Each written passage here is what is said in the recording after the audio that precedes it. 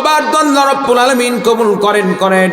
আল্লাহ পাক এই জন্য মা বাবার সাথে সদ্ব্যবহার করার কথা বলেছেন, মা বাবার সেবা করার কথা বলেছেন। আল্লাহ পাক মা বাবার সাথে সদ আচরণ করার কথা বলেছেন। মা বাবার সাথে সদ্ব্যবহার করলে কেমন নাম, আল্লাহ রাব্বুল আলামিন মা বাবার খেদমত করলে বান্দাকে কেমন সম্মানিত করেন। আমার ভাইরা, আমার বন্ধুগণ, সাহাবায়ে কেরামদের ইতিহাস যদি আমরা দেখতে পাই, কত সাহাবীকে আল্লাহ রাব্বুল আলামিন মা বাবার সেবা করার জন্য, খেদমত করার জন্য কত সাহাবায়ে কেরামদেরকে আল্লাহ রাব্বুল আলামিন সম্মানের উচ্চ শিখরে পৌঁছে দিয়েছেন। আমার ভাইরা, আমার বন্ধুগণ, রাসূলুল্লাহ সাল্লাল্লাহু আলাইহি সাল্লামের সময় হযরতে ওয়াইস করনী রাদিয়াল্লাহু তাআলা আনহু, ওয়াইস করনী নাম শুনছেন তো? নাম শুনছেন না?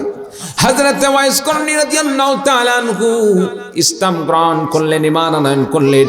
নবীকে একটাবারও এখনো দেখতে পাইল না, নবীকে দেখার মতো সুযোগ হইল না। মায়ের খেদমত করতে করতে জীবনটা শেষ হয়ে যাচ্ছে, সময় পার হয়ে যাচ্ছে, নবীজির কাছে যাওয়ার মতো সময় হচ্ছে না। মা, বৃদ্ধ মাকে বাড়িতে রেখে নবীজির সামনে গিয়ে সময় পার করবেন, এইরকম সময় সুযোগ নাই। একটাবার মাকে বললেন, মা গো, নবীর প্রতি ঈমান আনলাম, ইসলাম গ্রহণ করলাম, কালিমা পড়ে নিলাম, নবীকে দেখার জন্য একটাবার আমাকে যাওয়ার সুযোগ দিয়ে দিন। মা বললেন, ওয়াইস করনী রে, যদি নবীর কাছে যেতেই হয় তোমাকে সামান্য কিছু সময় দিতে পারি, অল্প সময়ের মধ্যে তুমি নবীর সাথে সাক্ষাৎ করে তুমি আবার ব্যাগ দিয়ে চলে আসবে। দীর্ঘ সময় সেখানে কাটার মতো সময় নেই, সুযোগ নেই, কারণ আমি বৃদ্ধ মানুষ, আমাকে দেখাশোনা কে করবে? তোমাকে সামান্য কিছু সময় দিতে পারি, তুমি নবীজির কাছে যেতে পারো, নবীজির কাছে গিয়ে সাক্ষাৎ করে তুমি আবার দ্রুত চলে আসবে। হযরত ওয়াইস করনী রাদিয়াল্লাহু তাআলা আনহু চলে গেলেন বিশ্ব নবীর বাড়িতে। নবী সাল্লাল্লাহু আলাইহি সাল্লামের বাড়িতে গিয়ে দেখেন নবীজি সাল্লাল্লাহু আলাইহি সাল্লাম আর বাড়িতে নেই। হযরত ওয়াইস করনী রাদিয়াল্লাহু তাআলা আনহু এক পর্যায়ে চিন্তার মধ্যে পড়ে গেলেন, নবীকে দেখতে আসলাম, এখনো দেখতে পারলাম না, নবী বাড়িতে নেই, তার মানে নবী আসতে দেরি হবে। এখন যদি দেরি করি আমার মা কষ্ট পেয়ে যাবে, মাকে যদি কষ্ট দেই মা অসন্তুষ্ট হয়ে যাবে। নবীর সাথে যদি দেখা করতে না পারি, নবীর সাথে সাক্ষাৎ করলে সাহাবীর মর্যাদা লাভ করা যেত, কিন্তু নবীকে দেখতে পারলাম না, সাহাবীর মর্যাদা অর্জন করতে পারলাম না, নবীকে দেখতে পারলাম না। নবীকে দেখলে আলাদা একটা অন্তর থেকে প্রশান্তি লাভ করতে পারতাম, কিন্তু সেই দেখা সাক্ষাৎ হলো না। এক পর্যায়ে হযরতে ওয়াইস করনী রাদিয়াল্লাহু তাআলা সিদ্ধান্ত নিলেন, মাকে কষ্ট দেওয়া যাবে না। হযরতে ওয়াইস করনী রাদিয়াল্লাহু তাআলা আনহু তিনি চলে গেলেন বাড়িতে গিয়ে মার সেবা করা শুরু করে দিলেন, মার খেদমত করা শুরু করে দিলেন। বিশ্বনবী যখন বাড়িতে আসলেন, বাড়িতে আসার পরে সাহাবায়ে কেরামগণ বললেন, ইয়া রাসূলুল্লাহ, ইয়া হাবিবাল্লাহ, আপনার একজন এমন ভক্ত এসেছিল, এমন একজন উম্মত এসেছিল কর্ণ থেকে। ওয়াইস করনী, ইয়া রাসূলুল্লাহ, ইয়া হাবিবাল্লাহ, আপনার জিয়ারতে এসেছিল, সাক্ষাৎ এসেছিল, কিন্তু আপনার সাথে সাক্ষাৎ করতে পারল না, কারণ তার মা অসুস্থ, বাড়িতে অসুস্থ মা, তার সেবা করতে হবে, মায়ের সেবার জন্য সে চলে যেতে বাধ্য হলো। আপনার যখন সে দান মোবারক শহীদ হওয়ার কথা শুনেছে, শোনার সঙ্গে সঙ্গে তার দাঁতগুলো সে ইট দিয়ে পাথর দিয়ে ভেঙ্গে ভেঙ্গে টুকরো করে দিয়েছে। আপনার এমন একজন আশিক, মায়ের সেবা করার জন্য সে আর থাকতে পারল না। বিশ্বনবী সাল্লাল্লাহু আলাইহি সাল্লাম সাহাবী হযরত ওমর রাদিয়াল্লাহু তাআলা আনহুকে বললেন, হে ওমর, আমার ইন্তেকালের পরে আমি বেঁচে থাকতে হয়তোবা সেই সাহাবী আর আসবে না, তবে আমার ইন্তেকালের পরে ওই সাহাবীর সাথে যখনই সাক্ষাৎ হোক না কেন, আমি আমার পক্ষ থেকে একটি উপহার দান করলাম। বিশ্বনবী সাল্লাল্লাহু আলাইহি সাল্লাম নিজের পরিহিত একটি জুব্বা হযরত ওমর রাদিয়াল্লাহু তাআলা আনহুর হাতে দিলেন আর বললেন, ওমর রে, আমার ওই সাহাবী যেদিন আসবে, আমার ওই পাগল যেদিন আসবে, আমার ওই আশিক যেদিন দেখা করতে আসবে, যখন হজ করতে আসবে, তার সাথে সাক্ষাৎ হলে আমার এই উপহারটা ওয়াইস করনীর হাতে দায়িত্বের সাথে পৌঁছে দিও। বলুন সুবহানাল্লাহ। সম্মানিত উপস্থিতি, মায়ের সেবা করতে গিয়ে হযরতে ওয়াইস করনী রাদিয়াল্লাহু তাআলা আনহু নবীজির সাথে দেখা করার জন্য যে একটু দেরি করবেন সেই সময়টাও পাইল না। নবীর সাথে সাক্ষাৎ ভাগ্যে জুটল না। মায়ের সেবা করার জন্য, মায়ের সেবা করাতে হযরত ওয়াইস করনী রাদিয়াল্লাহু তাআলা আনহুর লাভ হইছে না লস হইছে? জোরে বলেন, লাভ হইছে। কারণ তিনি ইচ্ছা করলে নবীর সাথে সাক্ষাতের জন্য তিনি সেখানে অপেক্ষা করতে পারতেন, দু একদিন থাকতে পারতেন, কিন্তু থাকলেন না। কেন? মায়ের সেবা করতে হবে। মায়ের সেবা করা এটা আল্লাহর নির্দেশ, রসুলের নির্দেশ, কি বলেন ঠিক কিনা? সুতরাং মায়ের সেবা যদি আমি করি, আল্লাহ রসুল স্বয়ং নিজেই সন্তুষ্ট হবেন। সুতরাং নবীর সাথে এখানে সাক্ষাতের জন্য দেরি না করে যে যদি মায়ের সেবা করি, রাসূলুল্লাহ সাল্লাল্লাহু আলাইহি সাল্লাম অটোমেটিকভাবে আমার প্রতি সন্তুষ্ট হয়ে যাবেন।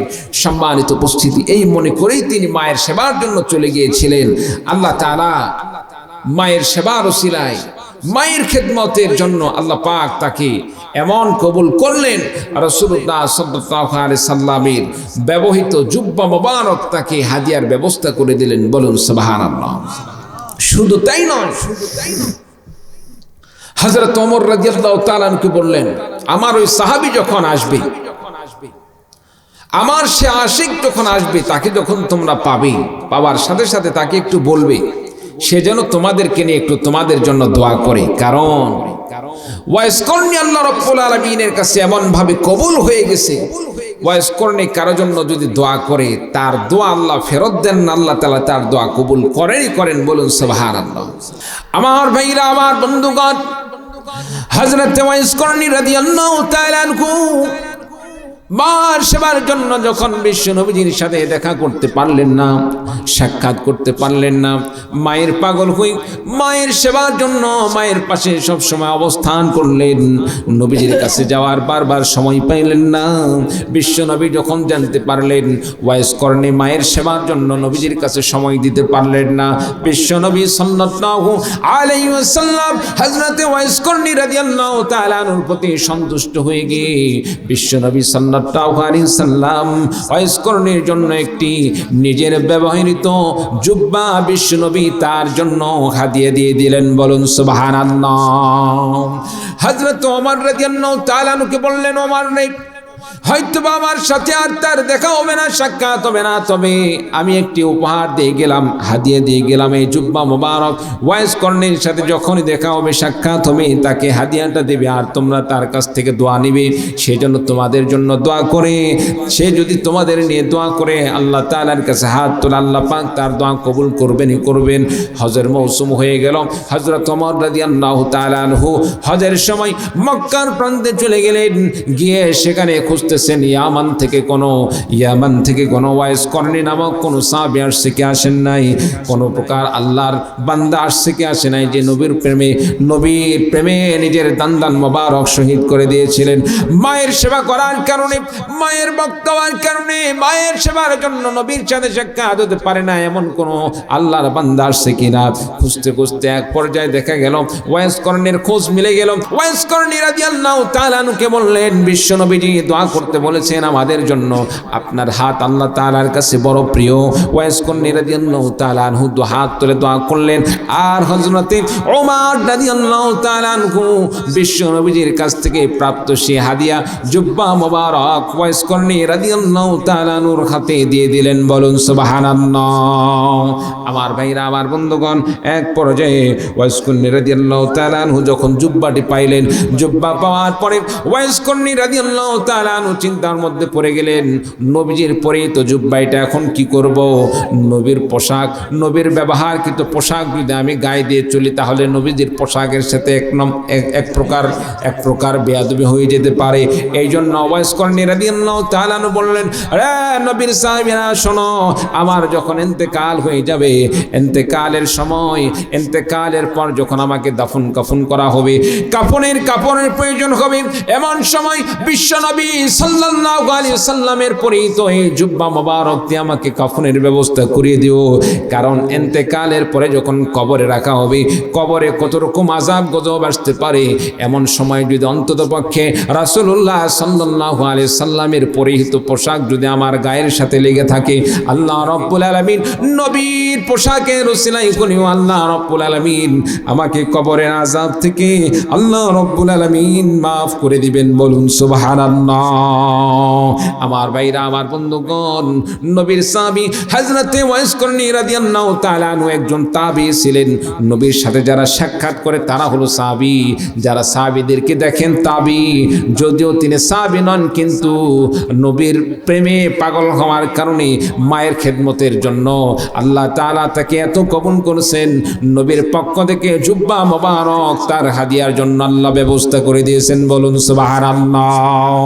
আমার ভাইরা, আমার বন্ধুগণ, মা বাবার খেদমত করার জন্য হযরতে ওয়াইস করনী রাদিয়াল্লাহু তাআলা আনহুর মতো যদি আপনাকে আমাকে দায়িত্ব নিতে হয়, আপনাকে আমাকে এইরকম ভাবে খেদমত করতে হয়, আল্লাহর সন্তুষ্টির জন্য কোন কোন ভাই রয়েছেন মা বাবার খেদমত করার জন্য প্রস্তুত আছেন? দুহাত তুলে আল্লাহ তাআলাকে দেখিয়ে দিন। আল্লাহ রাব্বুল আলামিন কোরআনে কারীমের মধ্যে ঘোষণা দিয়ে বলেন, قل اللهم مالك الملك تؤتي الملك من تشاء وتنزع الملك ممن تشاء وتعز من تشاء وتضل من تشاء بيدك الخير إنك على كل شيء قدير। চিৎকার দিয়ে বলুন আল্লাহু আকবার।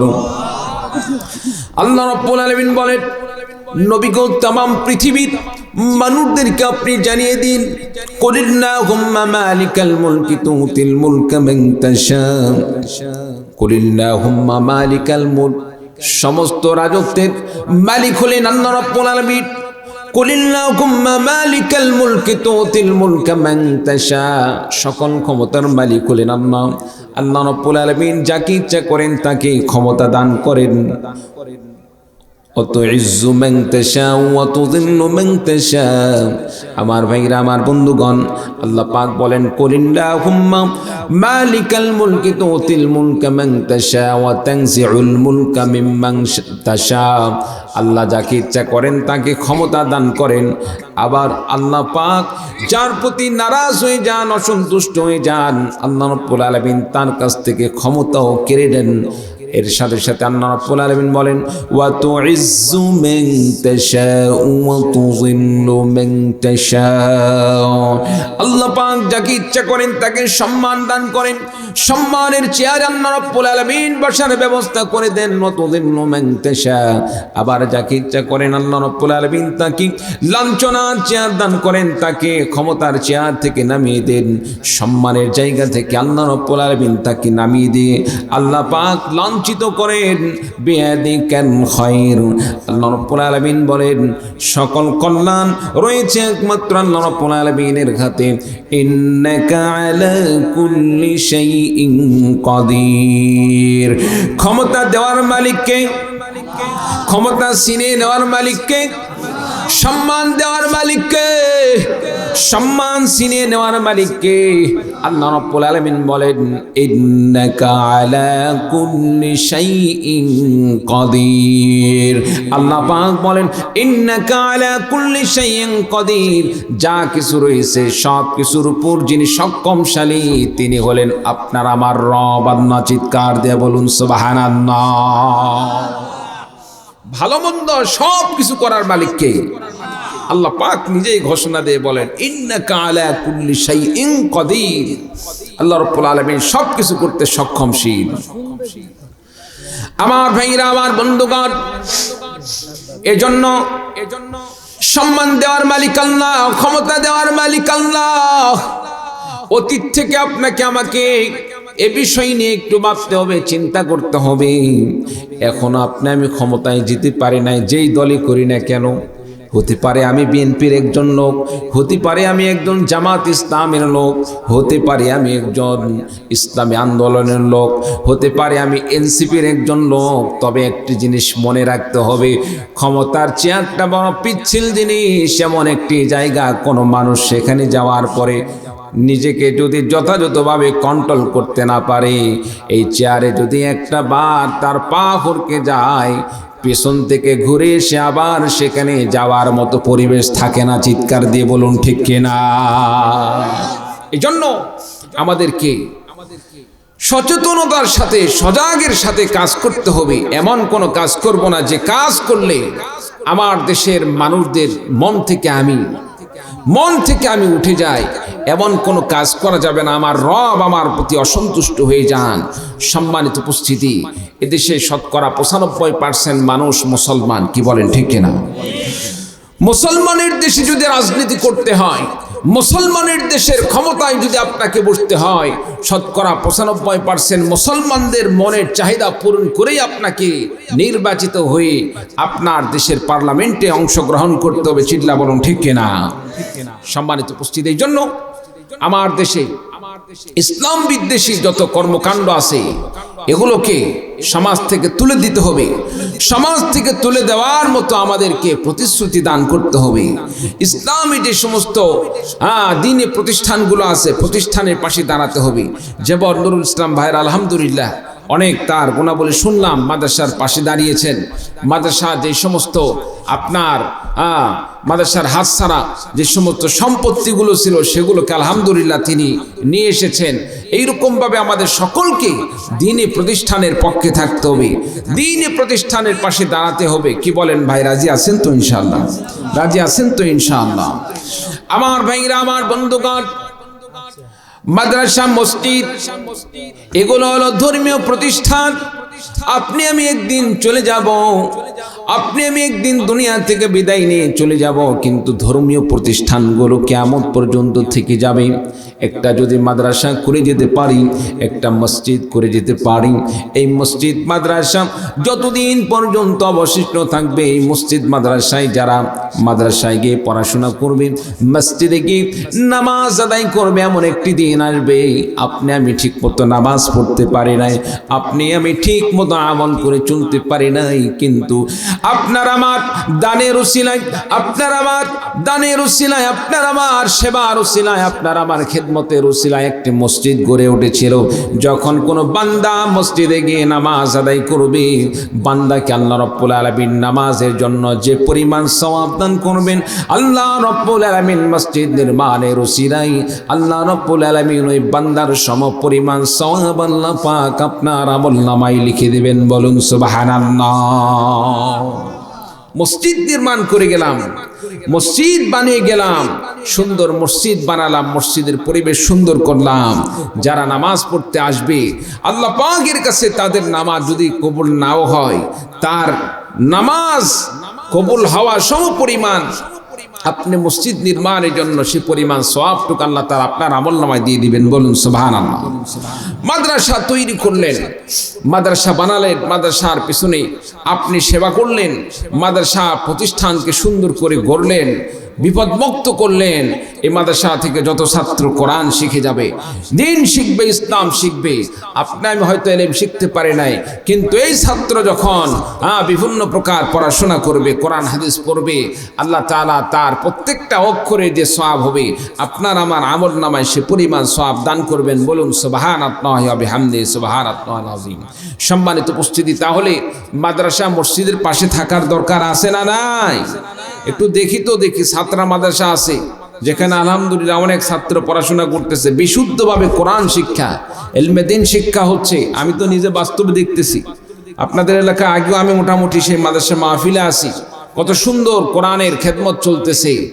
বিশুদ্ধ কোরআনের তেলাওয়াত, ছাত্রদেরকে কারিয়ানা কোরআন শিক্ষা এবং হেফজখানা ছাত্রদেরকে হেফজখানায় কত সুন্দর করে পড়ানো হচ্ছে। প্রত্যেক বছর হাফেজ বের হচ্ছে এবং কিতাবখানাও সেখানে ক্লাসের ব্যবস্থা আছে। সম্মানিত উপস্থিতি, এ সমস্ত প্রতিষ্ঠানের সাথে সম্পৃক্ত থাকলে আল্লাহ রাব্বুল আলামিন আপনাকে আমাকে আখিরাতে আল্লাহ রাব্বুল আলামিন দ্বীনি প্রতিষ্ঠানের সাথে থাকার কারণে মাফ করে জান্নাতের মেহমান বানিয়ে দিবেন। বলুন সুবহানাল্লাহ। মাদ্রাসার পক্ষে, মসজিদের পক্ষে আজীবন থাকার জন্য কে কি প্রস্তুত আছেন? একটু দু হাত তুলে আল্লাহকে দেখিয়ে দিন। লিল্লাহি তাকবীর, লিল্লাহি তাকবীর। আল্লাহ পাক আমাদের সকলকে কবুল করুন, আমিন। বাসাত্তামান। আমার ভাইরা, আমার বন্ধুগণ, আল্লাহ রাব্বুল আলামিন কোরআনে কারীমের মধ্যে ঘোষণা দিয়ে বলেন, ওয়া কাদা রাব্বুকা আল্লা তা'বুদু ইল্লা ইয়্যাহ। ঠিক আছে, ঠিক আছে, আচ্ছা আচ্ছা ঠিক আছে। আল্লাহ রাব্বুল আলামিন ঘোষণা দিয়ে বলেন, ওয়া কাদা রাব্বুকা আল্লা তা'বুদু ইল্লা ইয়্যাহ। আল্লাহ পাক নির্দেশ প্রদান করেন, আদেশ জারি করে দেন, আল্লা তা'বুদু ইল্লা ইয়্যাহ, বান্দারে তুমি একমাত্র আমি আল্লাহ রাব্বুল আলামিনের ইবাদত করবে। আমার ভাইরা, আমার বন্ধুগণ, আল্লাহ পাকের ইবাদত করতে হবে। ঘোষণা কার? আপনারা মনে হয় এদিক সেদিক তাকাতাকি করতেছেন, মনের দিক থেকে একটু অস্থিরতা ভাব করতেছেন। অস্থির লাগতেছে ভাই? অস্থির ভাব লাগতেছে? একটু তাকবীর হবে। পারবেন তো ইনশাল্লাহ? পারবেন তো? হাতটা উপর দিকে তোলেন তো দেখি, একটু হাতটা নাড়া দেন। এই তো মাশাআল্লাহ, সকলে প্রস্তুত। আমার সাথে পারবেন আপনারা? আমি তো নওগাঁ থেকে আসছি অনেক কষ্ট করে। দেখি তো আমার গলার আওয়াজ বেশি না আপনাদের গলার আওয়াজ বেশি? পারবেন ইনশাল্লাহ? আগে পিছনে সবাই কিন্তু সমান তালে তাকবীর লাগাতে হবে। রাজি আছেন ইনশাল্লাহ? নারায়ে তাকবীর, নারায়ে তাকবীর। আল কোরআনের আলো, আল হাদিসের আলো। সংসদে বলবেন, কোথায়? এখন তো আর সেই কাল নাই যে ঘরে ঘরে বলা লাগবে, সংসদে বললে ধরে নিয়ে যাবে, ওই ভয় আছে নাকি? আল কোরআনের আলো, আল হাদিসের আলো। তোমার নেতা আমার নেতা, লিল্লাহি তাকবীর। বাস, আপনার আল্লাহ কবুল করুন, আমিন। সম্মানিত উপস্থিতি, তাকবীর দিলে আল্লাহ পাক বান্দার কলবকে পরিষ্কার করে দেন। কলবের মধ্যে, বুকের মধ্যে কোনো জটিলতা থাকলে, জড়তা থাকলে আল্লাহ তাআলা দূর করে দেন। বলুন সুবহানাল্লাহ। তাকবীরের ধ্বনিতে আমরা যেই তাকবীরটা দিয়ে থাকি, তাকবীরের মধ্যে মূলত কিন্তু বরত্বতা প্রকাশ করা হয়। কার বরত্বতা? আল্লাহ পাকের বরত্বতা। বান্দা যখন আল্লাহু আকবার বলে, আল্লাহ রাব্বুল আলামিন যখন বান্দার তাকবীরের ধ্বনি শোনেন, আল্লাহ পাক বান্দার প্রতি সন্তুষ্ট হয়ে যান। বলুন সুবহানাল্লাহ। বন্ধুরা আমার, শুধু সন্তুষ্ট নন, বান্দা যখন আল্লাহর নামের তাকবীর ধ্বনি তোলে, আল্লাহু আকবার বলেন, আমার ভাইরা, আমার বন্ধুগণ, আল্লাহর বরত্বতা ঘোষণা করার সঙ্গে সঙ্গে আল্লাহ রাব্বুল আলামিন বান্দার প্রতি সন্তুষ্ট হয়ে যান। আর তাকবীরের ধ্বনি দেওয়ার সাথে সাথে আশেপাশে যে সমস্ত শয়তানগুলো তাকে, শয়তানগুলো ভাগতে শুরু করে দেয়। কোন দিকে ভাগবে, কোন দিক দিয়ে ভাগবে, ভাগার মতো রাস্তা খুঁজে পাই না। এই জন্য শয়তানকে তাড়ানোর জন্য, আল্লাহকে খুশি করার জন্য আমরা যখন তাকবীরের ধ্বনি তুলি, তাকবীর দান করি, আল্লাহ রাব্বুল আলামিন সে এলাকাকে শয়তান মুক্ত করে দেন। এবং তাকবীরের উসিলাই আল্লাহ রাব্বুল আলামিন বান্দার প্রতি সন্তুষ্ট হয়ে আল্লাহ পাক বান্দার জন্য নেকির ফয়সালা করে দেন। বলুন সুবহানাল্লাহ।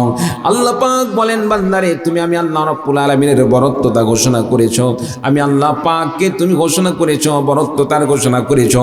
আমি আল্লাহ রাব্বুল আলামিন তোমাকে মাফ করে দিলাম, তোমাকে ক্ষমা করে দিলাম। তোমার জন্য আমি আল্লাহ রাব্বুল আলামিন জান্নাতকে, আমি আল্লাহ রাব্বুল আলামিন তোমার বাসস্থান করে দিলাম। বলুন সুবহানাল্লাহ। আমার ভাইরা, আমার বন্ধুগণ, বলতেছিলাম আল্লাহ রাব্বুল আলামিন নির্দেশ প্রদান করে বলেন, ওয়া কাদা রাব্বুকা আল্লা তা'বুদু ইল্লা ইয়্যাহু ওয়া বিল ওয়ালিদাইনি ইহসানা। আল্লাহ পাক বলেন, বান্দারে আমি আল্লাহ রাব্বুল আলামিনের নির্দেশ, আল্লা তা'বুদু ইল্লা ইয়্যাহ, বান্দারে তুমি সবেমাত্র একমাত্র ইবাদত করবে আমি আল্লাহ পাক। ইবাদত করতে হবে কার? না হলো না, আর একটু জোরে বলেন না, ইবাদত করবো কার? ইবাদত করতে হবে আল্লাহ রাব্বুল আলামিনের।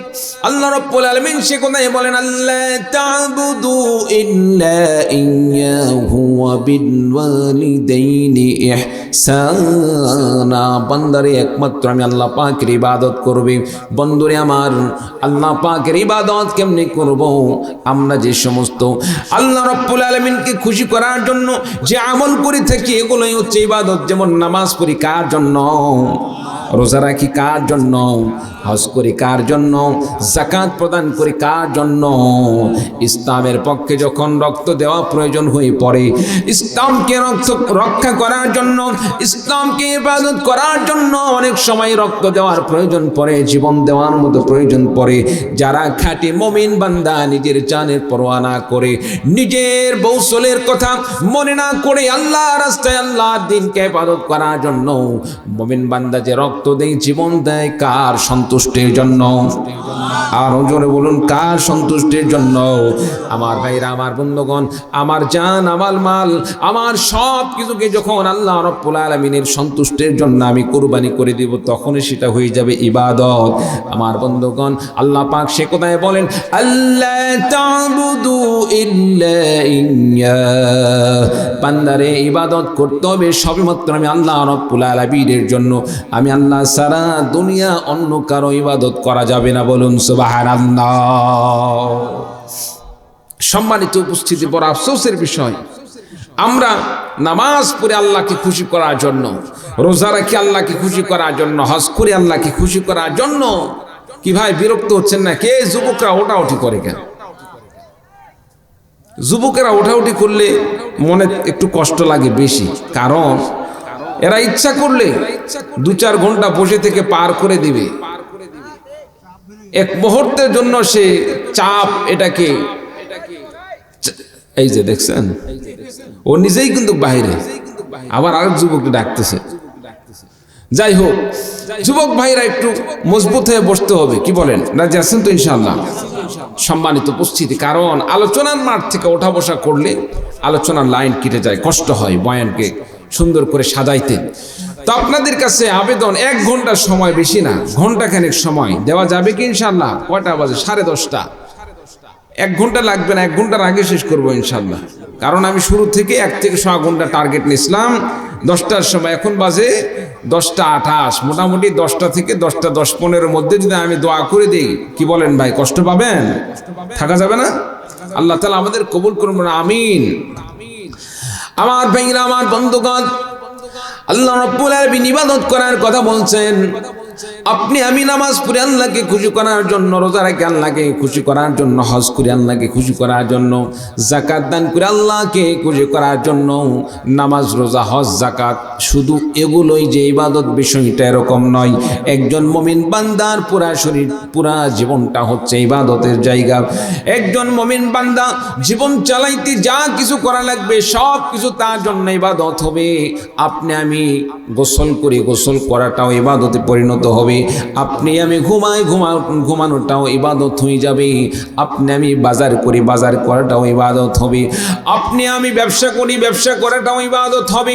আপনি আমি এমনকি কাজায়ে হাজত, ইস্তেঞ্জা সারার জন্য টয়লেটে প্রবেশ করে, এটাও যদি আল্লাহর বিধান মোতাবেক হয়, রাসূলের সুন্নাহ মোতাবেক হয়, সেটাও আপনার জন্য, আমার জন্য ইবাদতে পরিণত হয়ে যাবে। বলুন সুবহানাল্লাহ। আমার ভাইরা, আমার বন্ধুগণ, কিন্তু বড় আফসোসের বিষয়, আমরা রাসূলের সুন্নাহ বাদ দিয়ে, আল্লাহর বিধান বাদ দিয়ে, আল্লাহর বিধান হিসাবে, রাসূলের সুন্নাহ হিসাবে শুধু নামাজকে গ্রহণ করেছি, রোজাকে গ্রহণ করেছি, হজকে গ্রহণ করেছি, যাকাত দেওয়া গ্রহণ করেছি। সমাজে চলতে ফিরতে আপনার বাজার করতে হবে, আপনার সংসার করতে হবে, আপনার সন্তানদেরকে ভরণ পোষণ দিতে হবে। এগুলোকে আমরা ইসলামের বিধান মনে করি না, এগুলোকে ইসলামের অংশ মনে করি না, এগুলোকে ইবাদত মনে করি না। যার কারণে বর্তমান সমাজ আমরা নামাজ পড়ে, রোজা রাখি, হজ করে, যাকাত দিই, এত কিছু করার পরেও সমাজে আমরা শান্তি প্রতিষ্ঠা করতে পারি না। চিৎকার দিয়ে বলুন ঠিক কিনা? সম্মানিত উপস্থিতি, শুধু নামাজ পড়লেই যে সমাজে শান্তি প্রতিষ্ঠা হবে বিষয়টা এরকম নয়। যাকাত দিলেই শান্তি প্রতিষ্ঠা হবে এরকম নয়। এমনও আমাদের গ্রামে, আমাদের শহরে এমন কিছু মুরব্বী আছে, আলহামদুলিল্লাহ, 1 ওয়াক্ত নামাজও কাজা হয় না। আছে না নাই? নামাজ ঠিক মতো পড়ে, জিকির আজকার তাও আছে আলহামদুলিল্লাহ, দাওয়াতে তাবলীগ সেখানেও আছে, ইসলামী আন্দোলন সেখানেও আছে, সব জায়গায় আছে। কিন্তু একটি জিনিস আমাদের সমস্যা, নামাজ ফরজ করেছেন কে? আর জোরে বলেন ভাই, কে? আল্লাহ। রোজা ফরজ করেছেন কে? আল্লাহ পাক। এই নামাজ রোজার মতোই তো আল্লাহ তাআলা আরো কিছু ফরজ করেছেন, যেমন আপনার বাড়িতে আমার বাড়িতে যে মেয়েগুলো থাকে, মহিলাগুলো, আপনার স্ত্রী আমার স্ত্রী, আপনার মেয়ে আমার মেয়ে, আপনার দেখা যাচ্ছে আরো অন্যান্য যে সমস্ত বাড়ির কন্যাগুলো আছে, এদের পর্দার ফরজ, পর্দার বিধানকে ফরজ করেছেন তিনি কে? আল্লাহ পাক। আমরা নামাজ পড়ি, রোজা রাখি, হজ করে, যাকাত দেই, কিন্তু আল্লাহ তাআলা যে পর্দার বিধানকে ফরজ করে দিয়েছেন এই কথা আমাদের মনে হয় না, আমরা এটাকে ঠিকমতো আমল করতে পারি না। সম্মানিত উপস্থিতি, বরং আমরা ভুল করি কি, আমাদের সমাজে আরো বড় ভুল হয় কি? মনে করেন আপনার বিয়াই সাহেব আসছেন, আপনার বিয়াই সাহেব বাড়িতে আসছেন, বিয়াই সাহেব আসার পরে নতুন আসছে, এখন সবার সাথে একটু পরিচয় করে দিচ্ছেন। মনে করেন আপনার একজন মেয়ে আছে, মেয়ের বয়স 14 বছর বয়স, আপনার বাড়িতে আপনার ছেলের স্ত্রী আছে, স্ত্রীর বয়স আপনার বৌমা, আর কি বৌমা, সে তো বয়স যদি তার বিবাহর বয়স যদি না হতো তাহলে তার বৌমা হতে পারতো না। যখন আপনার বিয়ে আসলো, দেখা যাচ্ছে ওই বিয়ের সাথে আপনার এই বৌমার কোনো সম্পর্ক নেই, অন্য কোনো সাইড দিয়ে আসছে। আসার পরে আপনার মেয়েকে নিয়ে গিয়ে সেখানে পরিচয় করে দিচ্ছেন, আপনার বৌমাকে গিয়ে সেখানে পরিচয় করে দিচ্ছেন। একটা বার আপনি ভাবলেন না আল্লাহ রাব্বুল আলামিন আপনার মেয়ের জন্য পর্দার আল্লাহ পাক নির্দেশ করেছেন, বিধান দান করেছেন, আপনার বৌমার জন্য পর্দার বিধান দান করেছেন। শুধু তাই নয়, এমনকি আপনার স্ত্রী আপনার বিয়ের সাথে দেখা সাক্ষাৎ করা এটাও তো হারাম। আল্লাহ তাআলা আপনার স্ত্রীর জন্য সেখানে পর্দার বিধান করে দিয়েছেন। আপনি আমি নামাজ পড়ে, রোজা রাখি, হজ করে, যাকাত দেই, কিন্তু আল্লাহ তাআলার ফরজ বিধান পর্দা করা, এই পর্দা একটি ফরজ বিধানকে আপনি আমি নামাজ রোজার মতো গুরুত্ব দিতে পারলাম না, হজ যাকাতের মতো গুরুত্ব দিতে পারলাম না, যার কারণে আমাদের সমাজে অশান্তি, যার কারণে কামাই রোজগারে বরকত নেই, যার কারণে আজকে দেখা যায় নিজের ঘরেতে দেখা যাচ্ছে জামাই নিজের মেয়েকে ফেলে রেখে শাশুড়িকে তার সঙ্গে নিয়ে বাইর হয়ে চলে যাচ্ছে। এরকম হয় কি হয় না? আছে না নাই? সম্মানিত উপস্থিতি, এই জন্য আমাদেরকে মেয়েদেরকে পর্দার ব্যবস্থা করতে হবে, খাস পর্দার মধ্যে রাখতে হবে। মেয়েদেরকে পর্দা শিখাতে হবে। কোথায় শিখাবেন? পর্দা তো আর স্কুলে শিখাবে না, পর্দা তো মাদ্রাসায় শিখাবে। আপনার ছেলেকেও আরেকজনের পর্দা সম্পর্কে আপনাকে শিক্ষা দান করতে হবে। ছেলে হিসেবে আমার কর্তব্য কি? আল্লাহ রাব্বুল আলামিন পর্দা করার বিষয়ে মা বোনদের যেভাবে আল্লাহ রাব্বুল আলামিন নির্দেশ দান করেছেন, ঠিক তেমনি ভাবে ছেলেদেরও কিছু আল্লাহ পাক দায়িত্ব দান করেছেন। ছেলেরা যখন রাস্তা দিয়ে হেঁটে চলবে, রাস্তা দিয়ে যাবে, তখন ছেলেদের জন্য আল্লাহ পাক নির্দেশ দান করলেন, বান্দারে তোমার চক্ষুকে তুমি অস্তমিত করো, তুমি চক্ষুকে জমিনের দিকে তুমি নামিয়ে রাখো, অন্য কোনো বেগানা মহিলাকে তুমি দেখো না, কারণ সেটা দেখা তোমার জন্য হারাম। ঠিক তেমনি ভাবে আল্লাহ রাব্বুল আলামিন মা বোনদের জন্য আল্লাহ রাব্বুল আলামিন নির্দেশ দান করেছেন, কোনো পরপুরুষ সামনে আসলে পরপুরুষ থেকে নিজেকে হিজাব করতে হবে, পর্দা করতে হবে, নিজেকে আলাদা করতে হবে। আমার ভাইরা, আমার বন্ধুগণ, আপনি আমি সকলেই যখন আল্লাহ রাব্বুল আলামিনের ফরজ বিধান পর্দাকে আপনি আমি সকলেই গুরুত্বর সাথে গ্রহণ করব। আমরা ছেলে মেয়েরা সকলে যদি এই বিধানকে গুরুত্বর সাথে গ্রহণ করে নেই, ছেলেরা যদি কোনো বেগানা মেয়েকে দেখি, সেই মেয়েকে দেখার সাথে সাথে চক্ষুটাকে নিচে নামিয়ে রাখি। আর মেয়েরা যদি আমরা ছেলেদের দেখার সাথে সাথে তাদের দৃষ্টি থেকে আমার চেহারাকে আবৃত করে রাখি, তাহলে পর্দার বিধানকে পালন করতে পারবো। আর যে সমাজে পর্দার বিধান চালু হয়ে যাবে, আল্লাহ রাব্বুল আলামিন সেই পরিবেশে, সেই পরিবারে, সেই সমাজের মধ্যে আল্লাহ রাব্বুল আলামিন বড় বড় আল্লাহর ওলি দান করবেন। আব্দুল কাদের জিলানী রাহিমাহুল্লাহ তাআলা আনহুর মতো আল্লাহ রাব্বুল আলামিন এইরকম বড় বড় আল্লাহওয়ালা বান্দাদেরকে সেই সমাজ ব্যবস্থায় আল্লাহ পাক দান করবেন। চরমনাই পীর সাহেবের মতো আল্লাহ রাব্বুল আলামিন মানুষ দান করবেন। আল্লামা সাইদির মতো আল্লাহ রাব্বুল আলামিন নেককার সন্তান সেই পরিবারে আল্লাহ পাক দান করবেন।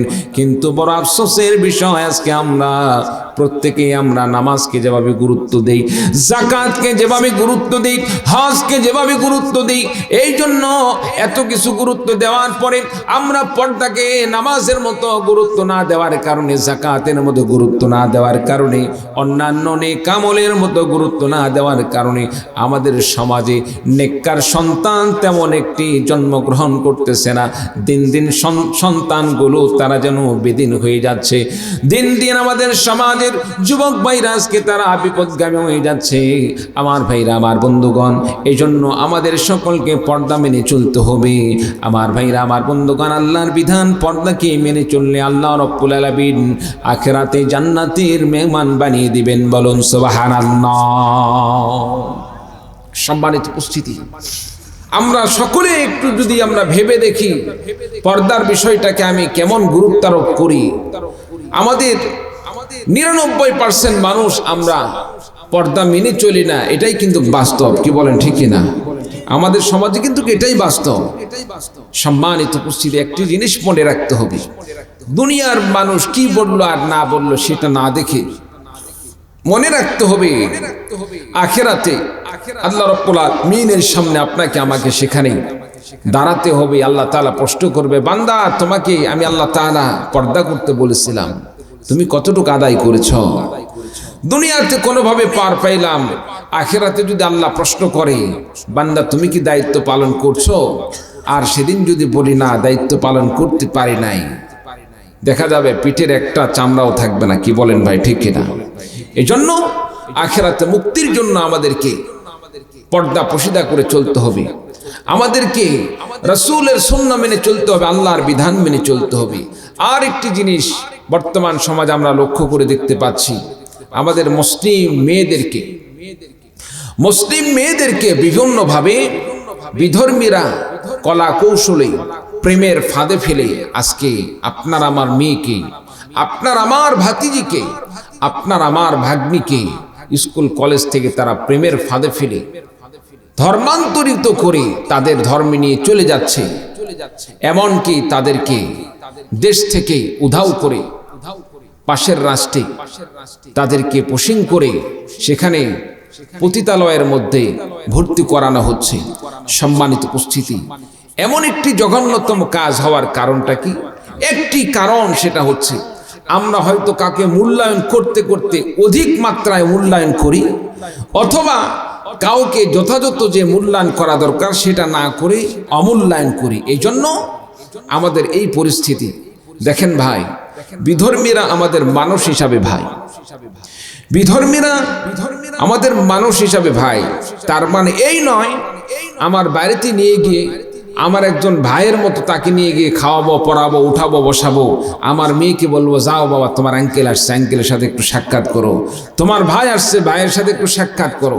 সম্মানিত উপস্থিতি, আমাদের সমাজ ধ্বংসের সবচেয়ে বড় মূল কারণ হচ্ছে এটাই, যে যেই লেভেলের সম্মান পাওয়া দরকার, কদর পাওয়া দরকার, আমরা তাকে তার চাইতে বেশি মূল্যায়ন করি, যার কারণে আমাদের সমাজের আজকে এই অবস্থা। আজকে প্রত্যেকটা থানায় দেখবেন, প্রত্যেকটা ইউনিয়নে এইরকম কিছু না কিছু ঘটনা ঘটতেছে। অমুক মেয়ে বের হয়ে চলে গেছে, কিভাবে? কি প্রেমের ফাঁদে পড়ে তাকে ফাঁসানো হলো। একজন পর্দানশীল পরিবারের একজন মেয়েকে ফাঁসানোর জন্য তাদেরকে যে পরিমাণ টাকা দেওয়া হয়, এই চক্রান্তের কথা আপনারা শুনলে তো অবাক হয়ে যাবেন।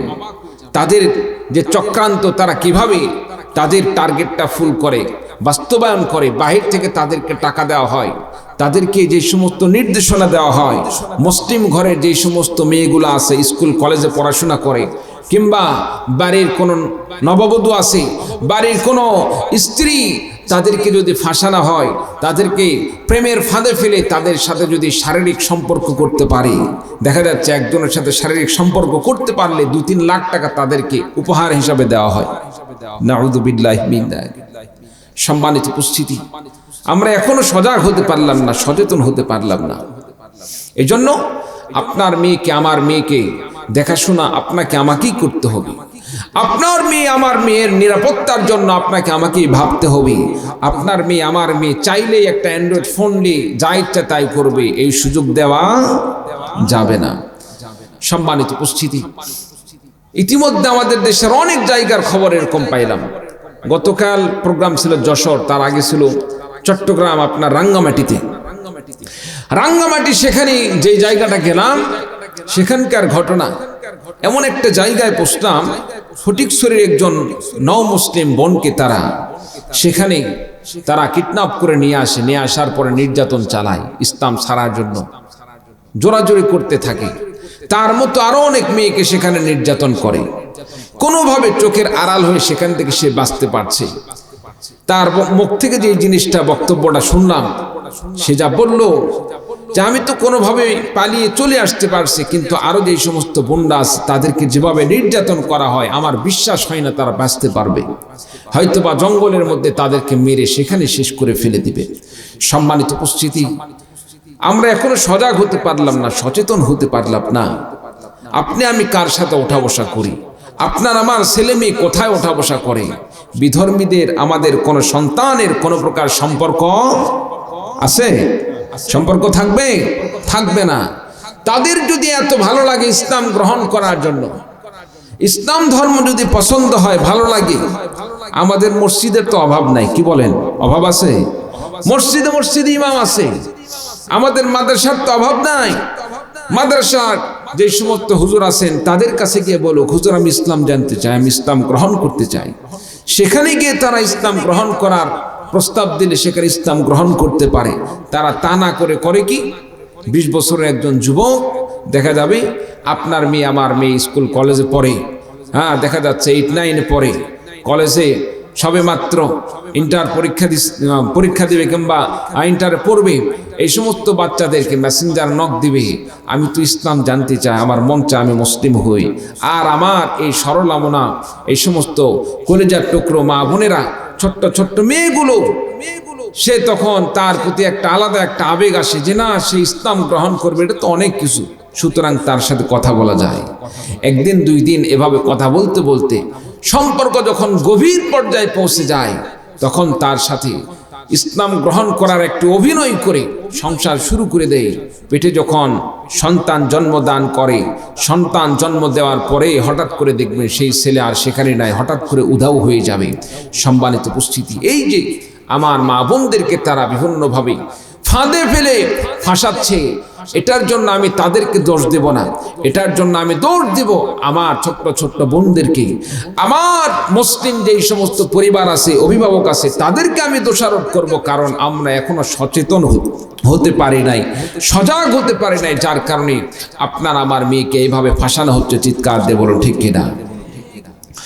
বন্ধুরা আমার, এজন্য নামাজকে যেভাবে আপনি আমি গুরুত্ব দান করি, রোজাকে যেভাবে গুরুত্ব দান করি, হজকে যেভাবে গুরুত্ব দান করি, ঠিক তেমনি ভাবে আপনার মেয়ের জন্য সেভাবে পর্দার বিষয়টাকেও গুরুত্ব দিতে হবে।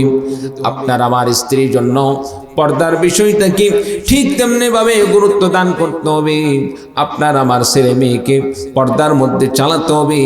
আমার ভাইরা, আমার বন্ধুগণ, আপনি আমি নামাজ পড়লাম, রোজা রাখলাম, হজ করলাম, যাকাত দিলাম, সব কিছু করলাম, কিন্তু স্ত্রীকে এখনো পর্দার মধ্যে নিয়ে আসতে পারলাম না। এইরকম আছে না নাই? আল্লাহর ওলি 5 ওয়াক্ত নামাজ পড়তেছে, জিকির করতেছে, তসবিহ জপতেছে, চিল্লায় যাচ্ছে, আবার চরমনায় হয়ে যাচ্ছে, ইসলামী আন্দোলনের জন্য মাঠে ময়দানে ঝাঁপিয়ে পড়তেছে। জামাত ইসলামী আরো যে সমস্ত সংগঠন আছে, এই সমস্ত সংগঠনের কার্যক্রম প্রমাণ করার জন্য, কার্যক্রমগুলোকে বাস্তবায়ন করার জন্য মাঠে ময়দানে প্রথম সারিতে জীবন দিচ্ছে, কিন্তু এখনো পর্যন্ত আমার স্ত্রীকে আমি লাইনে আনতে পারলাম না।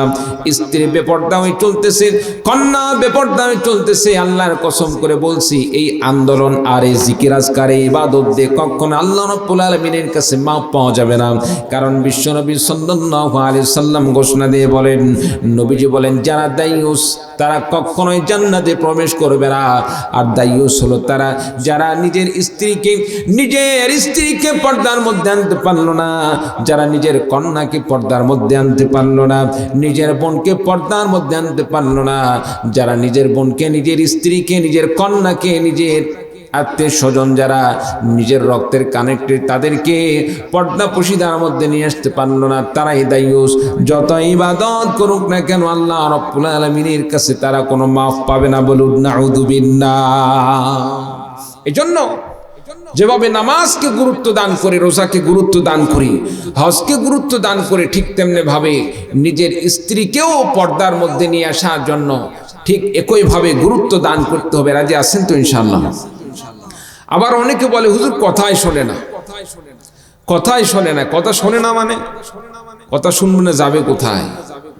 যথাযথ আপনি ট্রিটমেন্ট করেন। প্রথমবারে যখন আপনার কথা শুনতেছে না, প্রথমবারে একটু নাপা দেন। নাপা দিয়ে যদি না হয়, আস্তে আস্তে অ্যান্টিবায়োটিকে ঢোকেন। কি বলেন ভাই?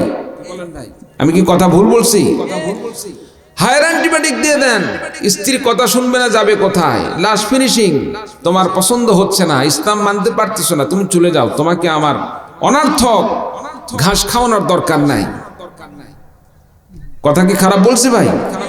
সম্মানিত উপস্থিতি, সিদ্ধান্ত এভাবেই আমাদেরকে গ্রহণ করতে হবে, ইসলামের পক্ষে আসতে হবে।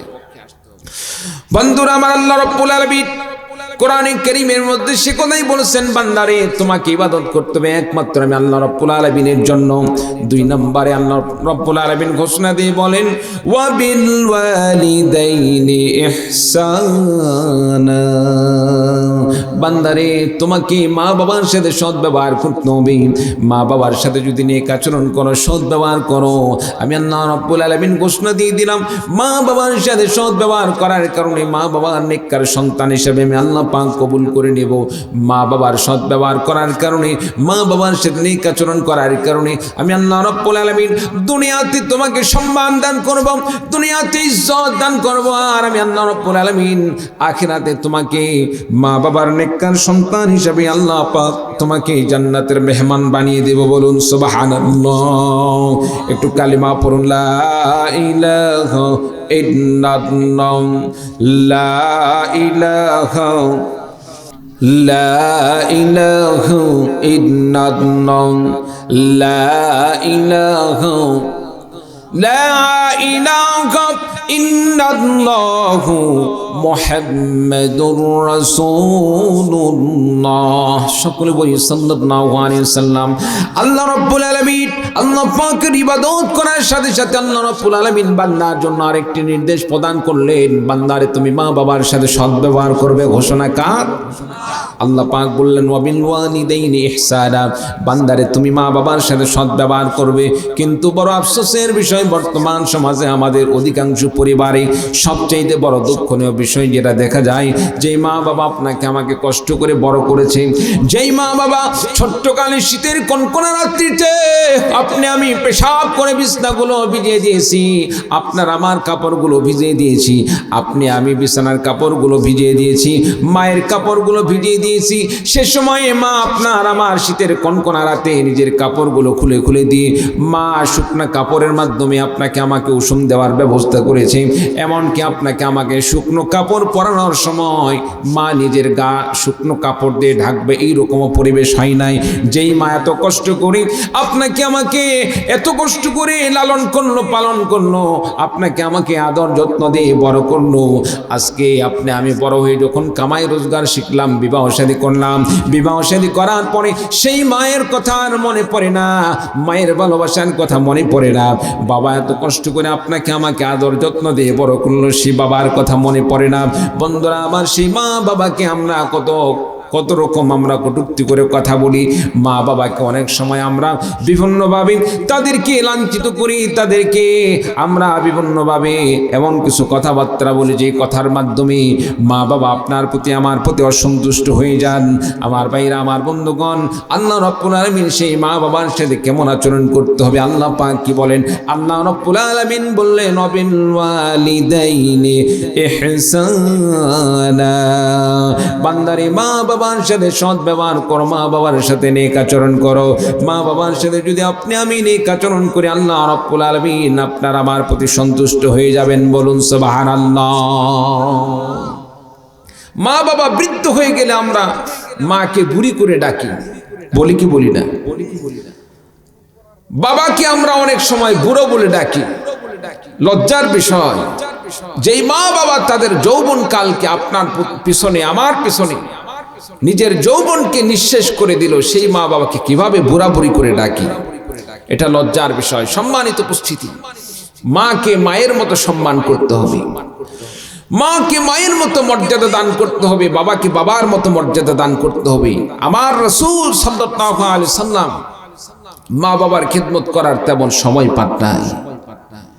রাসূলুল্লাহ সাল্লাল্লাহু আলাইহি সাল্লামের দুধমা হালিমাতুস সাদিয়া রাদিয়াল্লাহু তাআলা আনহা যখন নবীজির সামনে আসতেন, মায়ের সম্মানে, একজন দুধমার সম্মানে রাসূল সাল্লাল্লাহু আলাইহি সাল্লাম নিজের চাদরকে তার সামনে বিছিয়ে দিতেন। বলুন সুবহানাল্লাহ।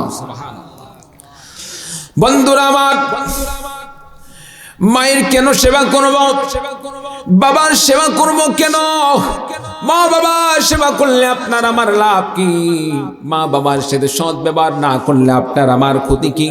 রাসূলুল্লাহ সাল্লাল্লাহু আলাইহি সাল্লাম হাদিস শরীফের মধ্যে ঘোষণা দিয়ে বলেন, রিদুর রাব্বি বিরিদল ওয়ালিদাইন। দুনিয়ার কোন মানুষ যদি মা বাবাকে সন্তুষ্ট করতে পারে, মা বাবা যদি কোনো সন্তানের প্রতি রাজি খুশি হয়ে যায়, মা বাবা কোনো সন্তানের প্রতি সন্তুষ্ট হয়ে গেলে স্বয়ং আল্লাহ রাব্বুল আলামিন সেই বান্দার প্রতি সন্তুষ্ট হয়ে যান। বলুন সুবহানাল্লাহ।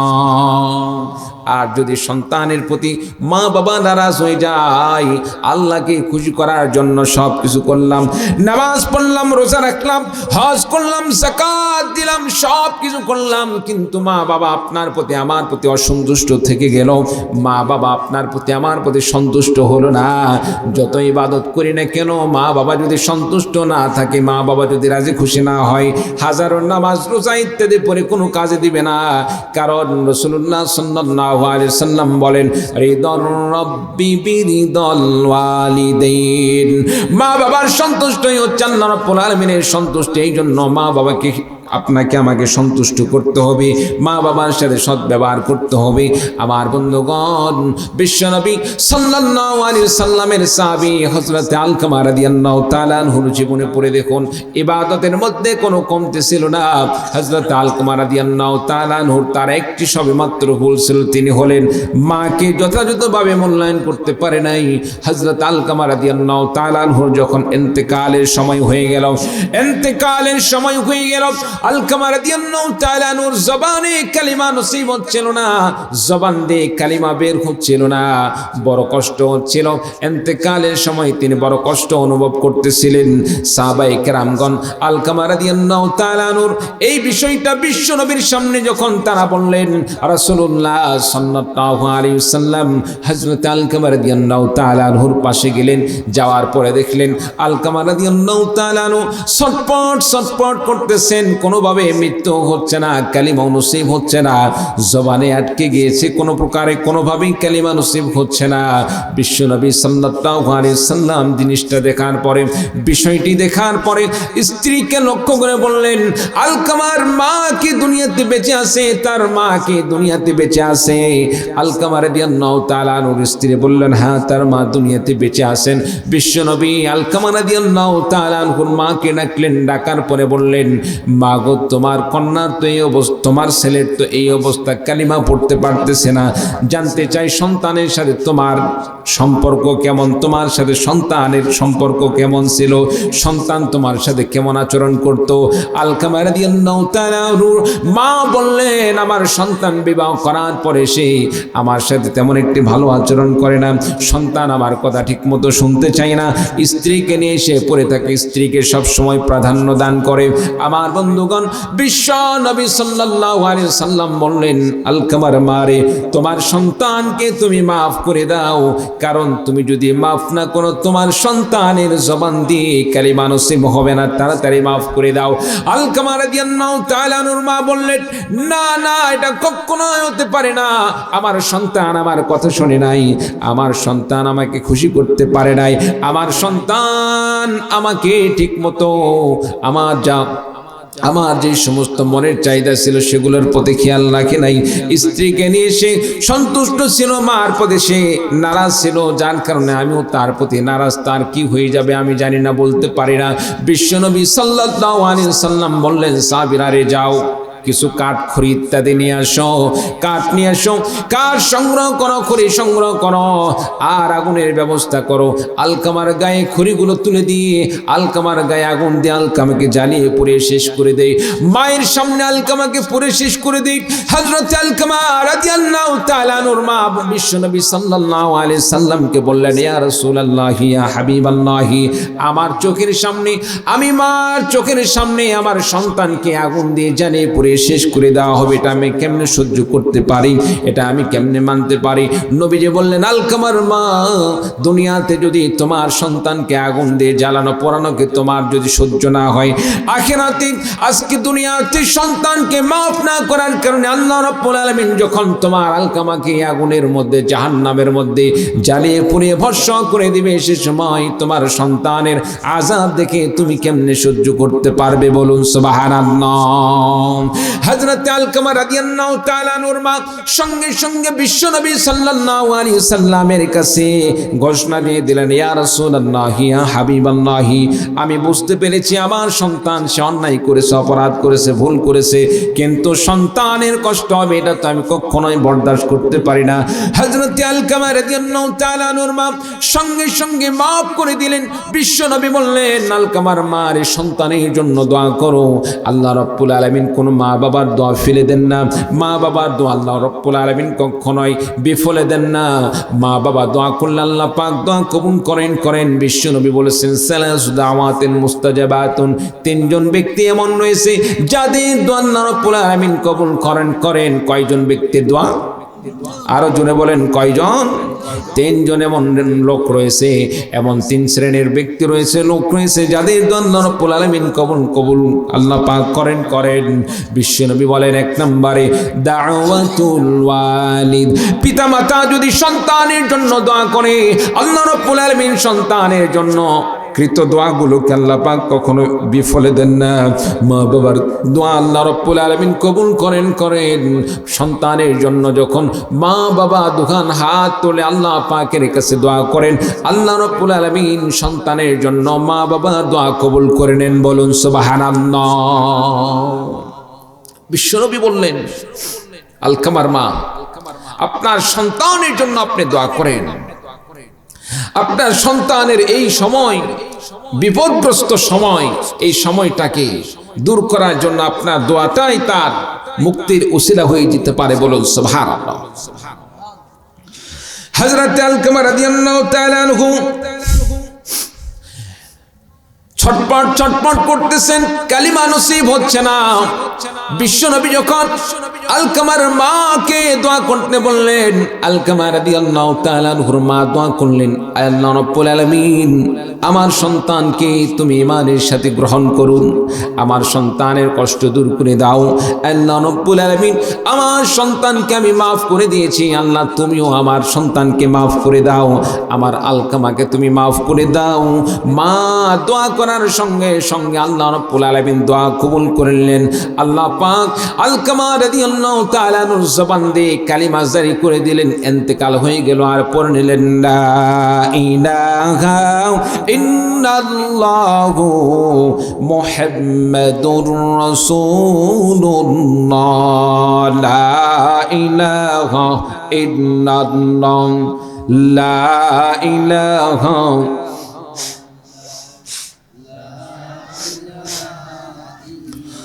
লা ইলাহা ইল্লাল্লাহ, লা ইলাহা লা ইলাহা ইল্লাল্লাহু মুহাম্মাদুর রাসূলুল্লাহ। সকলে বলি সাল্লাল্লাহু আলাইহি সাল্লাম। বন্ধুরা আমার, বলতেছিলাম মা বাবার দোয়া আল্লাহ রাব্বুল আলামিন কবুল করেন। আল্লাহ পাক এই জন্য মা বাবার সাথে সৎ ব্যবহার করার কথা বলেছেন, মা বাবার সেবা করার কথা বলেছেন। আল্লাহ পাক মা বাবার সাথে সৎ আচরণ করার কথা বলেছেন। মা বাবার সাথে সৎ ব্যবহার করলে কেমন নাম? আল্লাহ রাব্বুল আলামিন মা বাবার খিদমত করলে করলে বান্দাকে কেমন সম্মানিত করেন। আমার ভাইরা, আমার বন্ধুগণ, সাহাবায়ে কেরামদের ইতিহাস যদি আমরা দেখতে পাই, কত সাহাবীকে আল্লাহ রাব্বুল আলামিন মা বাবার সেবা করার জন্য, খেদমত করার জন্য কত সাহাবায়ে কেরামদেরকে আল্লাহ রাব্বুল আলামিন সম্মানের উচ্চ শিখরে পৌঁছে দিয়েছেন। আমার ভাইরা, আমার বন্ধুগণ, রাসূলুল্লাহ সাল্লাল্লাহু আলাইহি সাল্লামের সময় হযরত ওয়াইস করনী রাদিয়াল্লাহু তাআলা আনহু, ওয়াইস করনী নাম শুনছেন তো? নাম শুনছেন না? হযরত ওয়াইস করনী রাদিয়াল্লাহু তাআলা আনহু ইসলাম গ্রহণ করলেন, ঈমান আনয়ন করলেন। নবীকে একটাবারও এখনো দেখতে পাইল না, নবীকে দেখার মতো সুযোগ হইল না। মায়ের খেদমত করতে করতে জীবনটা শেষ হয়ে যাচ্ছে, সময় পার হয়ে যাচ্ছে, নবীজির কাছে যাওয়ার মতো সময় হচ্ছে না। মা, বৃদ্ধ মাকে বাড়িতে রেখে নবীজির সামনে গিয়ে সময় পার করবেন, এইরকম সময় সুযোগ নেই। একটাবার মাকে বললেন, মা গো, নবীর প্রতি ঈমান আনলাম, ইসলাম গ্রহণ করলাম, কালিমা পড়ে নিলাম, নবীকে দেখার জন্য একটাবার আমাকে যাওয়ার সুযোগ দিয়ে দিন। মা বললেন, ওয়াইস করনী রে, যদি নবীর কাছে যেতেই হয় তোমাকে সামান্য কিছু সময় দিতে পারি, অল্প সময়ের মধ্যে তুমি নবীর সাথে সাক্ষাৎ করে তুমি আবার ব্যাগ দিয়ে চলে আসবে। দীর্ঘ সময় সেখানে কাটার মতো সময় নেই, সুযোগ নেই, কারণ আমি বৃদ্ধ মানুষ, আমাকে দেখাশোনা কে করবে? তোমাকে সামান্য কিছু সময় দিতে পারি, তুমি নবীজির কাছে যেতে পারো, নবীজির কাছে গিয়ে সাক্ষাৎ করে তুমি আবার দ্রুত চলে আসবে। হযরত ওয়াইস করনী রাদিয়াল্লাহু তাআলা আনহু চলে গেলেন বিশ্ব নবীর বাড়িতে। নবী সাল্লাল্লাহু আলাইহি সাল্লামের বাড়িতে গিয়ে দেখেন নবীজি সাল্লাল্লাহু আলাইহি সাল্লাম আর বাড়িতে নেই। হযরত ওয়াইস করনী রাদিয়াল্লাহু তাআলা আনহু এক পর্যায়ে চিন্তার মধ্যে পড়ে গেলেন, নবীকে দেখতে আসলাম, এখনো দেখতে পারলাম না, নবী বাড়িতে নেই, তার মানে নবী আসতে দেরি হবে। এখন যদি দেরি করি আমার মা কষ্ট পেয়ে যাবে, মাকে যদি কষ্ট দেই মা অসন্তুষ্ট হয়ে যাবে। নবীর সাথে যদি দেখা করতে না পারি, নবীর সাথে সাক্ষাৎ করলে সাহাবীর মর্যাদা লাভ করা যেত, কিন্তু নবীকে দেখতে পারলাম না, সাহাবীর মর্যাদা অর্জন করতে পারলাম না, নবীকে দেখতে পারলাম না। নবীকে দেখলে আলাদা একটা অন্তর থেকে প্রশান্তি লাভ করতে পারতাম, কিন্তু সেই দেখা সাক্ষাৎ হলো না। এক পর্যায়ে হযরত ওয়াইস করনী রাদিয়াল্লাহু তাআলা আনহু সিদ্ধান্ত নিলেন, মাকে কষ্ট দেওয়া যাবে না। হযরত ওয়াইস করনী রাদিয়াল্লাহু তাআলা আনহু তিনি চলে গেলেন বাড়িতে গিয়ে মার সেবা করা শুরু করে দিলেন, মার খেদমত করা শুরু করে দিলেন। বিশ্বনবী যখন বাড়িতে আসলেন, বাড়িতে আসার পরে সাহাবায়ে কেরামগণ বললেন, ইয়া রাসূলুল্লাহ, ইয়া হাবিবাল্লাহ, আপনার একজন এমন ভক্ত এসেছিল, এমন একজন উম্মত এসেছিল কর্ণ থেকে, ওয়াইস করনী, ইয়া রাসূলুল্লাহ, ইয়া হাবিবাল্লাহ, আপনার জিয়ারতে এসেছিল, সাক্ষাৎ এসেছিল, কিন্তু আপনার সাথে সাক্ষাৎ করতে পারলো না, কারণ তার মা অসুস্থ, বাড়িতে অসুস্থ মা, তার সেবা করতে হবে, মায়ের সেবার জন্য সে চলে যেতে বাধ্য হলো। আপনার যখন সে দান মোবারক শহীদ হওয়ার কথা শুনেছে, শোনার সঙ্গে সঙ্গে তার দাঁতগুলো সে ইট দিয়ে পাথর দিয়ে ভেঙ্গে ভেঙ্গে টুকরো করে দিয়েছে। আপনার এমন একজন আশিক, মায়ের সেবা করার জন্য সে আর থাকতে পারলো না। বিশ্বনবী সাল্লাল্লাহু আলাইহি সাল্লাম সাহাবী হযরত ওমর রাদিয়াল্লাহু তাআলা আনহুকে বললেন, হে ওমর, আমার ইন্তেকালের পরে আমি বেঁচে থাকতে হয়তো বা সেই সাহাবী আর আসবে না, তবে আমার ইন্তেকালের পরে ওই সাহাবীর সাথে যখনই সাক্ষাৎ হোক না কেন, আমি আমার পক্ষ থেকে একটি উপহার দান করলাম। বিশ্বনবী সাল্লাল্লাহু আলাইহি সাল্লাম নিজের পরিহিত একটি জুব্বা হযরত ওমর রাদিয়াল্লাহু তাআলা আনহুর হাতে দিলেন আর বললেন, ওমর রে, আমার ওই সাহাবী যেদিন আসবে, আমার ওই পাগল যেদিন আসবে, আমার ওই আশিক যেদিন দেখা করতে আসবে, যখন হজ করতে আসবে, তার সাথে সাক্ষাৎ হলে আমার এই উপহারটা ওয়াইস করনীর হাতে দায়িত্বের সাথে পৌঁছে দিও। বলুন সুবহানাল্লাহ। সম্মানিত উপস্থিতি, মায়ের সেবা করতে গিয়ে হযরত ওয়াইস করনী রাদিয়াল্লাহু তাআলা আনহু নবীজির সাথে দেখা করার জন্য যে একটু দেরি করবেন সেই সময়টাও পাইল না। নবীর সাথে সাক্ষাৎ ভাগ্যে জুটলো না। মায়ের সেবা করার জন্য, মায়ের সেবা করাতে হযরত ওয়াইস করনী রাদিয়াল্লাহু তাআলা আনহুর লাভ হইছে না লস হইছে? জোরে বলেন, লাভ হইছে। কারণ তিনি ইচ্ছা করলে নবীর সাথে সাক্ষাতের জন্য তিনি সেখানে অপেক্ষা করতে পারতেন, দু একদিন থাকতে পারতেন, কিন্তু থাকলেন না। কেন? মায়ের সেবা করতে হবে। মায়ের সেবা করা এটা আল্লাহর নির্দেশ, রাসূলের নির্দেশ, কি বলেন ঠিক কিনা? সুতরাং মায়ের সেবা যদি আমি করি, আল্লাহর রাসূল স্বয়ং নিজেই সন্তুষ্ট হবেন। সুতরাং নবীর সাথে এখানে সাক্ষাতের জন্য দেরি না করে যে যদি মায়ের সেবা করি, রাসূলুল্লাহ সাল্লাল্লাহু আলাইহি ওয়াসাল্লাম অটোমেটিকভাবে আমার প্রতি সন্তুষ্ট হয়ে যাবেন। সম্মানিত উপস্থিতি, এই মনে করেই তিনি মায়ের সেবার জন্য চলে গিয়েছিলেন। আল্লাহ তাআলা মায়ের সেবার ওসিলায় মায়ের খেদমতের জন্য আল্লাহ পাক তাকে এমন কবুল করলেন, রাসূলুল্লাহ সাল্লাল্লাহু আলাইহি সাল্লামের ব্যবহৃত জুব্বা মোবারক তাকে হাদিয়ার ব্যবস্থা করে দিলেন। বলুন সুবহানাল্লাহ। শুধু তাই নয়, হযরত ওমর রাদিয়াল্লাহু তাআলা আনহু বললেন, আমার ওই সাহাবী যখন আসবে, আমার সে আশিক যখন আসবে, তাকে যখন তোমরা পাবে, পাওয়ার সাথে সাথে তাকে একটু বলবে সে যেন তোমাদেরকে নিয়ে একটু তোমাদের জন্য দোয়া করে। কারণ ওয়াইস করনি আল্লাহ রাব্বুল আলামিনের কাছে এমন ভাবে কবুল হয়ে গেছে, ওয়াইস করনি কারো জন্য যদি দোয়া করে তার দোয়া আল্লাহ ফেরত দেন না, আল্লাহ তাআলা তার দোয়া কবুল করেনই করেন। বলুন সুবহানাল্লাহ। সম্মানিত উপস্থিতি, হযরত ওয়াইস করনি রাদিয়াল্লাহু তাআলা আনহু তিনি হজে যাবেন, যাওয়ার পরে কিভাবে তিনি জুব্বা পাবেন, তার কিভাবে ইন্তেকাল হয়, জুব্বা কি করলেন, জানার দরকার আছে না নাই? জানার দরকার আছে না নাই? কে কে জানতে চায় একটু দু হাত তুলে দেখান তো দেখি। এই তো মাশাআল্লাহ, সবাই আমরা রাজি আছি। আল্লাহ পাক আমাদের সকলকে কবুল করুন, আমিন। সম্মানিত উপস্থিতি, অবশ্যই ইনশাআল্লাহ সুন্দর সমাধান দিয়ে যাব। আমরা সকলেই জানবো ওয়াইস করনি রাদিয়াল্লাহু তাআলা আনহু কিভাবে জুব্বাটি পাইলেন, কোথায় সাক্ষাৎ হলো, কিভাবে তিনি জুব্বা পাইলেন, আর জুব্বা পাওয়ার পরে কি করলেন। আমরা কিছু পাইলেই তো গায়ে দেওয়ার ব্যবস্থা করি, কিন্তু ওয়াইস করনি কি করছিলেন জানার দরকার আছে না নাই? সম্মানিত উপস্থিতি, অবশ্যই বলবো, তবে আপনাদের কাছে ওয়াদা নিতে চাই অল্প সময়ের মধ্যে শেষ করব। আখিরি মোনাজাত শেষ দোয়া করে আমরা সবাই বিদায় নেব। রাজি আছেন তো ইনশাআল্লাহ? আল্লাহ তাআলা কবুল করুন, আমিন। হযরত ওয়াইস করনি রাদিয়াল্লাহু তাআলা আনহুকে আল্লাহ তাআলা এত সম্মানিত করলেন, নবীর একজন এমন পাগল হিসাবে আল্লাহ কবুল করলেন, নবী ভক্ত হিসাবে কবুল করলেন, যার কারণে রাসূল সাল্লাল্লাহু আলাইহি সাল্লাম তাকে জুব্বা মুবারক হাদিয়া দিলেন। বলুন সুবহানাল্লাহ। আলোচনার ফিনিশিং এর দরকার আছে না নাই? দরকার আছে না নাই? আমার ভাইরা, আমার বন্ধুগণ, হযরত ওয়াইস করনি রাদিয়াল্লাহু তাআলা আনহু মার সেবার জন্য যখন বিশ্ব নবীজির সাথে দেখা করতে পারলেন না, সাক্ষাৎ করতে পারলেন না, মায়ের পাগল হই মায়ের সেবার জন্য মায়ের পাশে সব সময় অবস্থান করলেন। নবীজির কাছে যাওয়ার বারবার সময় পাইলেন না। বিশ্ব নবী যখন জানতে পারলেন ওয়াইস করনি মায়ের সেবার জন্য নবীজির কাছে সময় দিতে পারলেন না, বিশ্ব নবী সাল্লাল্লাহু আলাইহি ওয়াসাল্লাম হযরত ওয়াইস করনি রাদিয়াল্লাহু তাআলা আনহুর প্রতি সন্তুষ্ট হয়ে গিয়ে বিশ্ব নবী সাল্লাল্লাহু আলাইহি সাল্লাম ওয়াইস করনির জন্য একটি নিজের ব্যবহৃত জুব্বা বিশ্ব নবী তার জন্য হাদিয়া দিয়ে দিলেন। বলুন সুবহানাল্লাহ। হযরত ওমর রাদিয়াল্লাহু তাআলা আনহুকে বললেন, ওমর নেই, হয়তো আমার সাথে আর তার দেখা হবে না, সাক্ষাৎ হবে না, তবে আমি একটি উপহার দিয়ে গেলাম, হাদিয়া দিয়ে গেলাম এই জুব্বা মুবারক।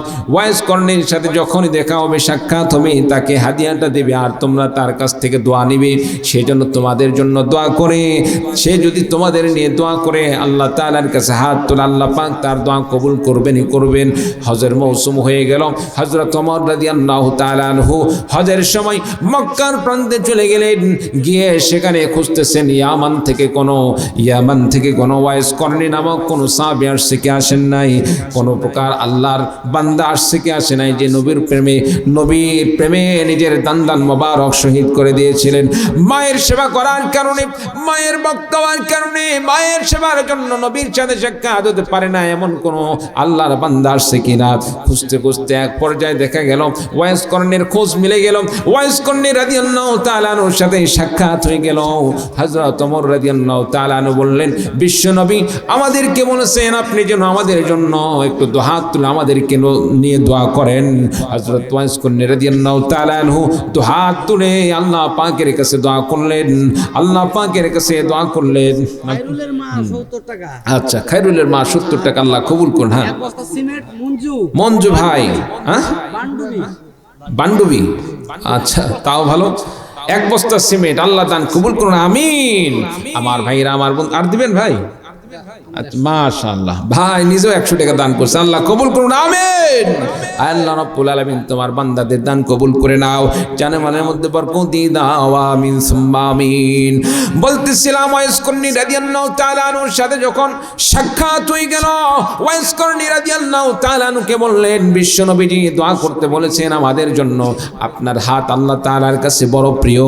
ওয়াইস করনি রাদিয়াল্লাহু তাআলা আনহু দু হাত তুলে দোয়া করলেন, আর হযরতে ওমর রাদিয়াল্লাহু তাআলা আনহু বিশ্ব নবীজির কাছ থেকে প্রাপ্ত সে হাদিয়া জুব্বা মোবারক ওয়াইস করনি রাদিয়াল্লাহু তাআলা আনহুর হাতে দিয়ে দিলেন। বলুন সুবহানাল্লাহ।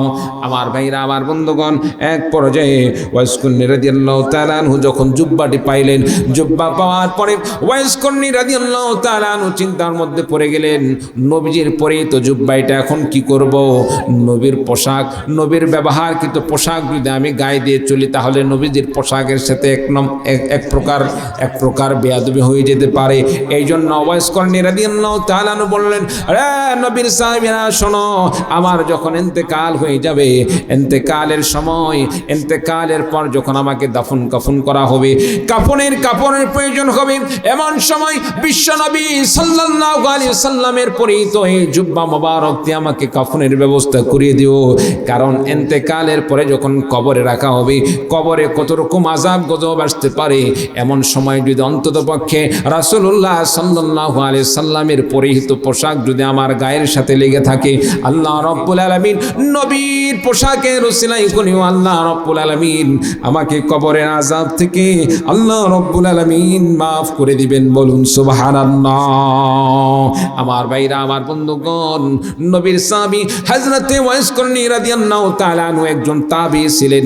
নবীর সাথে যারা সাক্ষাৎ করে তারা হলো সাহাবী, যারা সাহাবীদেরকে দেখেন তাবী, যদিও তিনি সাহাবী নন কিন্তু নবীর প্রেমে পাগল হওয়ার কারণে মায়ের খেদমতের জন্য আল্লাহ তাআলা তাকে এত কবুল করেছেন, নবীর পক্ষ থেকে জুব্বা মোবারক তার হাদিয়ার জন্য আল্লাহ ব্যবস্থা করে দিয়েছেন। বলুন সুবহানাল্লাহ।